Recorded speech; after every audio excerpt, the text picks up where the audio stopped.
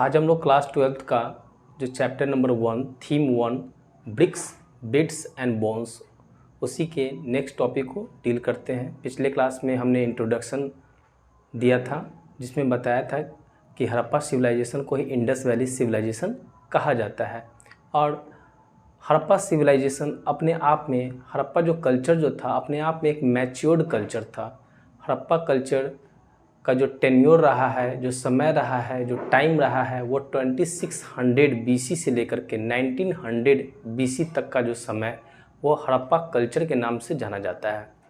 और उससे जो पहले यानी 2600 BC से पहले वो हमारा अर्ली हड़प्पन कल्चर था। और 1900 BC के बाद का जो कल्चर हुआ वो हमारा कह सकते हो पोस्ट हड़प्पन कल्चर के नाम से जाना जाता है। तो अर्ली एंड लेटर हड़प्पन के बीच में ही मैच्योर्ड हड़प्पन कल्चर हुआ और जिसको हम लोग इंडस वैली सिविलाइजेशन के नाम से जानते हैं। चलिए बात करते हैं हड़प्पन कल्चर के जो बिगिनिंग स्टेज को देखते हैं शुरुआत में। तो हड़प्पा जो कल्चर जहाँ डेवलप हुआ तो उससे पहले ठीक है बहुत सारे कल्चर्स है ना, छोटे छोटे कल्चर्स वहाँ पर डेवलप हो चुके थे। और जहाँ पर छोटे छोटे जो कल्चर डेवलप हुए थे वहीं पर मैच्योर्ड हड़प्पन कल्चर डेवलप हुआ था। ठीक है, मतलब पहले छोटा छोटा कल्चर डेवलप हुआ होगा, धीरे धीरे उसमें ट्रांसफॉर्मेशन आने लगा होगा और फिर जा कर के ठीक है वो एक मैच्योर्ड रूप ले लिया। यहाँ पर देख सकते हैं उसके कुछ एविडेंसेस हैं, है ना, एविडेंसेस ऑफ एग्रीकल्चर। मैंने पिछले क्लास में आपको बताया था पिछले वीडियो में कि जो सिविलाइजेशन होता है एक मतलब जब सोसाइटी अपने क्लाइमेक्स पर रहता है, मतलब एक सोसाइटी जब बहुत ज़्यादा मैच्योर्ड हो जाता है, वहाँ के लोग एडुकेटेड हो जाते हैं, है ना, मॉडर्न फार्मिंग मेथड को अडॉप्ट कर लिए रहते हैं, एक कॉन्स्टिट्यूशन बुक होता है, रूल ऑफ लॉज होते हैं जिसको सभी लोग फॉलो करते हैं, एक चिफ्टेन होते हैं। ठीक है, तो वैसे सोसाइटी अपने आप में एक मैच्योर्ड सोसाइटी है और वो क्या कहलाएगा, हमारा एक सिविलाइज्ड सोसाइटी कहलाएगा और इसी से सिविलाइजेशन का खोज हुआ। ठीक है, तो इसीलिए हड़प्पा कल्चर को है ना, मैच्योर्ड हड़प्पा कल्चर को है ना इंडस वैली सिविलाइजेशन भी कहा गया है। तो यहाँ पर आप देख सकते हैं कि सबसे पहले है ना एविडेंसेस ऑफ एग्रीकल्चर। अगर कोई पूछेगा आपसे कि खेती की शुरुआत कब से हुआ तो 800 ईयर्स एगो। ओके, पैस्टरलिस्ट लोग जो घुमक्कर जो लोग होते थे, खास करके आप देख सकते हो actually they were skilled gatherers. वो लोग है ना, मतलब फल फूल कंदमूल ये सब को क्या करते थे, इकट्ठा किया करते थे, है ना, गैदर किया करते थे। और ये आप जब आप देखेंगे ठीक है कि ये basically they settled in Narmada river. Narmada river जो है ना उसके आसपास में लोग रहा करते थे, वो स्किल्ड गैदरर्स हुआ करते थे। क्राफ्ट्स की अगर बात करें तो उस समय आप देखें कि जो क्राफ्ट्स बनते थे, जो सामान बनते थे ठीक है वो बेसिकली मेटल्स के होते थे क्योंकि मेटल्स का खोज हो चुका था। ठीक है, मतलब अगर देखें तो हड़प्पा सिविलाइजेशन देखें तो वो एक ब्रॉन्ज एज था। उससे पहले देखें तो कॉपर का खोज हो चुका था, तो कॉपर ब्रॉन्ज का इस्तेमाल बहुत ज़्यादा इस्तेमाल हो रहा था, लेकिन आयरन का इस्तेमाल बिल्कुल नहीं हो रहा था। याद रखिएगा, आयरन का इस्तेमाल हम लोग वैदिक पीरियड में पढ़ेंगे, बहुत बाद में आयरन का इस्तेमाल हुआ। ठीक है, स्मॉल सेटलमेंट्स थे, छोटे छोटे सेटलमेंट्स कह सकते हो। ठीक है, मतलब कि हड़प्पा में तो एक मैच्योर्ड सोसाइटी था, है ना, एक सिविलाइज्ड सोसाइटी था। तो उस समय के जो घर होते थे वो पकी हुई ईंट के होते थे। लेकिन इस समय की बात करें, अर्ली हड़प्पन सोसाइटी की बात करें तो बहुत ही स्मॉल सेटलमेंट्स हुआ करते थे, छोटे छोटे घर होते थे। ठीक है, अगर देखें तो गैरो हिल्स की अगर बात करें तो गैरो हिल्स जो आपका पड़ा है, जो गारो जनजाति जो है बेसिकली जो मेघालय रीजन में पड़ता है, तो वहाँ पे एडवांस्ड फार्मिंग हुआ करता था। ठीक है, कह सकते हो कि एडवांस फार्मिंग का खोज गैरो हिल्स एंड विंध्याचल, विंध्या जो है ना, जो हमारा नर्मदा रिवर है, नर्मदा रिवर के नॉर्थ में हमारा मालवा जो है ना, मालवा प्लेटू के ठीक नॉर्दर्न रीजन में हमारा विंध्याचल रीजन है, हमारा विंध्या रीजन है। तो वहाँ पर आप देख सकते हो विंध्या के नॉर्थ में ठीक है ये यहाँ पर एडवांस फार्मिंग हुआ करता था, एडवांस एडवांस फार्मिंग, ठीक है, बहुत ज़्यादा एडवांस फार्मिंग होता था। सुलेमान एंड किरथाड़ हिल्स की अगर बात करें तो ये अभी सुलेमान एंड किरथाड़ हिल्स ये बेसिकली इंडिया के नॉर्थ वेस्टर्न रीजन में पड़ता था। अभी अगर वर्तमान में कहें तो अभी आप पाकिस्तान, ठीक है, तो पाकिस्तान में। तो सुलेमान एंड किरथाड़ हिल्स में आप देख सकते हैं कि वहाँ पर महिला और पुरुष मिलजुल करके क्या करते थे, खेती किया करते थे और जानवरों को भी पाला करते थे। गेहूँ हुआ, बार्ली हुआ, ये सब की उन लोग खेती किया करते थे। अब बात करते हैं सब्सिस्टेंस स्ट्रैटेजी, मतलब अब जीने के लिए। अब यहाँ पर तो एग्रीकल्चर, अब आप जानते हैं कि चूँकि ये मैच्योर्ड कल्चर हो चुका था, तो एग्रीकल्चर जो है ना मेन सोर्स ऑफ इनकम कह सकते हो या मेन सोर्स ऑफ लाइवलीहुड हो चुका था इनका, ठीक है।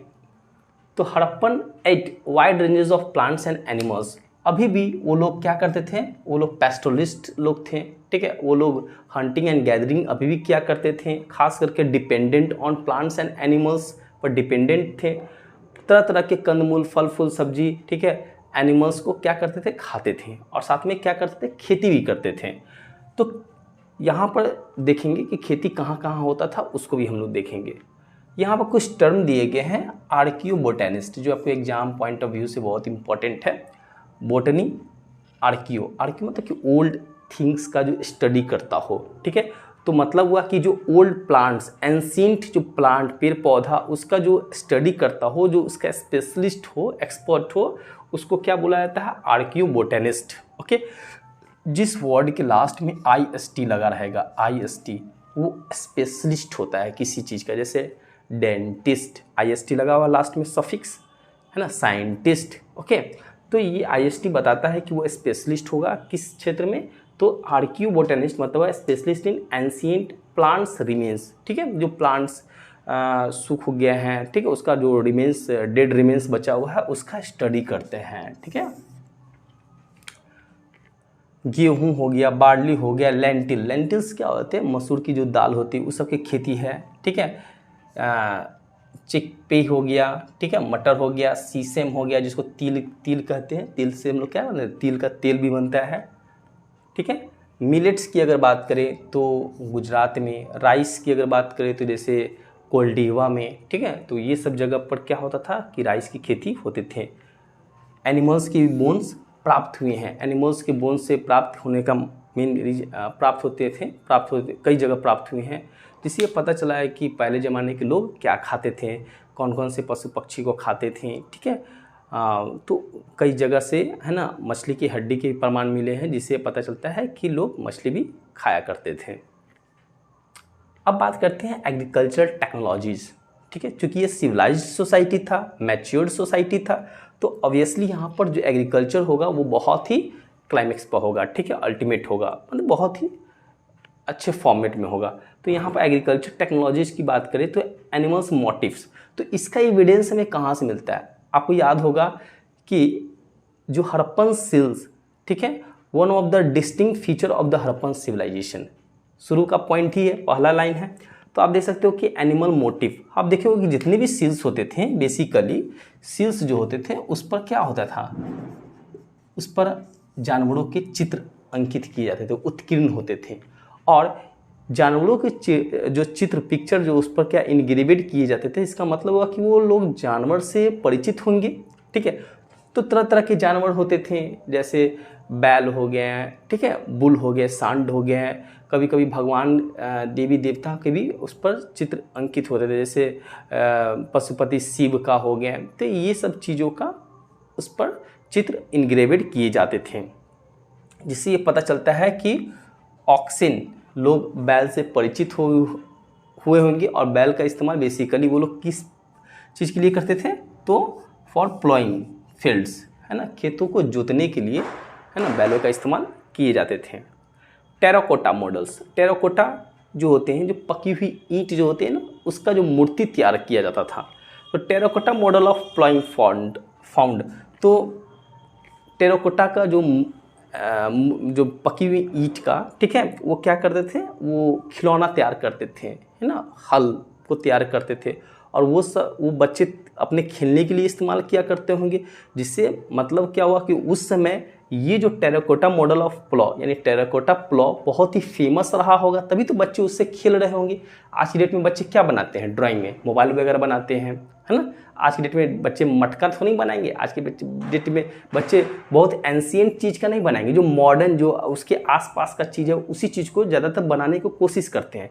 सिमिलरली इन एंशिएंट टाइम, पहले ज़माने में जो बच्चे होते थे वो जो अपने जो भी खिलौना टूल्स वगैरह बनाते थे, खिलौना बनाते थे, वो उस समय बहुत ही प्रिविलेंट रहा होगा, जो प्रचलित खिलौना रहा होगा, ठीक है। उसी को देख करके उसको आकृति देते होंगे, ठीक है। तो उस समय हल, ठीक है, जो प्लॉम देखते हैं तो टेराकोटा का वो लोग क्या करते थे, है ना, मिट्टी के खिलौने बनाते थे, है ना, पकी हुई ईंट के। तो वो सब के प्रमाण कहाँ मिले हैं, चोलिस्तान में, बनवाली में। बनवाली कहाँ पड़ता है, तो हरियाणा में। प्लॉ फील्ड्स, खेती, है ना, जुती हुई खेत के प्रमाण कहाँ मिले, कालीबंगन कहाँ पड़ता है, तो राजस्थान में। मल्टी क्रॉपिंग आप देख सकते हो, मॉडर्न फार्मिंग मेथड का one of the biggest feature of latest farming, ठीक है, मॉडर्न फार्मिंग मेथड, वो है हमारा मल्टी क्रॉपिंग। एक खेत में एक से अधिक किस्म के पौधे, है ना, फसल लगाना, उसी को कहते हैं मल्टी क्रॉपिंग। तो यहाँ पर आप देख सकते हैं 2 सेट्स ऑफ फ्यूरोज, है ना, फ्यूरोज देखेंगे ना, खेतों में खांचे बने होते हैं, है ना, तो खांचे बने होते हैं, तो 2 sets of furrows at right angle, और 2 सेट्स ऑफ फ्यूरोज बने होते थे खांचे, और वो एक दूसरे को राइट एंगल में 90 डिग्री के एंगल पर बने होते थे। मतलब कि एक लाइन से जो होता था वो क्या होता था कि किसी एक चीज़ का खेती लोग करते थे, ये एक लाइन से, और दूसरा लाइन जो होते थे वो क्या होते थे, वो दूसरे किस्म के क्रॉप्स को उगाया करते थे, ठीक है। तो 2 sets of furrows at right angle, जिससे पता चलता है कि उस समय के लोग, people knew multi cropping, they did multi cropping. Semi arid areas, semi arid areas का मतलब हो गया कि जहाँ पानी बहुत ही कम आता हो और वहाँ के फील्ड को पानी की आवश्यकता बहुत ज़्यादा होती है, तो उस चीज़ के लिए आप देख सकते हो कैनल्स, ठीक है, नहर बनवाए गए थे। और उसके प्रमाण जो हैं, एविडेंस, सुरतोगोई कहाँ पड़ता है, अफगानिस्तान में। अफगानिस्तान से एक नहर के भी प्रमाण मिले हैं, जिससे हम कह सकते हैं कि पहले ज़माने के लोग नहर यानी कैनल्स बनाते थे और उसका इस्तेमाल बेसिकली इरिगेशन पर्पस के लिए किया करते थे। वाटर रिजर्वर्स कहाँ मिले हैं, तो धौलावीरा कहाँ पड़ता है, धौलावीरा तो गुजरात में पड़ता है, ठीक है। तो ये सब देख सकते हैं, और आप देख सकते हो कि मैच्योर्ड, आगे हम लोग देखेंगे कि इंडस वैली सिविलाइजेशन या फिर हड़प्पन कल्चर, हड़प्पा सिविलाइजेशन में आप देखेंगे कि हर एक घर में एक एक कुआं, वेल्स के प्रमाण मिले हैं। तो ये chapter is going to very interesting, बहुत ही इंटरेस्टिंग होने जा रहा है, ठीक है। इसको ध्यान से सुनने की कोशिश करेंगे। Thank you.